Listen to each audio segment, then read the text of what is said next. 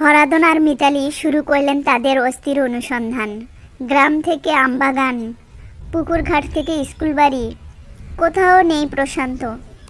এদিকে প্রশান্ত কোনো মতে বাড়ির উঠানে এসে পৌঁছালো। বাড়ির দেয়াল এখন তার কাছে এভারেস্ট এর চেয়েও উঁচু। সে কোনো মতে দরজার ফাঁকে গলে ভেতরে প্রবেশ করল। এই তো বাড়ি। বাবা মা, আমি এখানে। কিন্তু তার কণ্ঠস্বর ছিল একটি ফিসফিসানি থেকেও ক্ষীণ। বাড়ির ভেতরে প্রবেশ করতেই তার সামনে দেখা গেল এক বিশাল ভয়ঙ্কর প্রাণী, বাড়ির পোষা বিড়াল। উফ, সরে যাও, সরে যাও।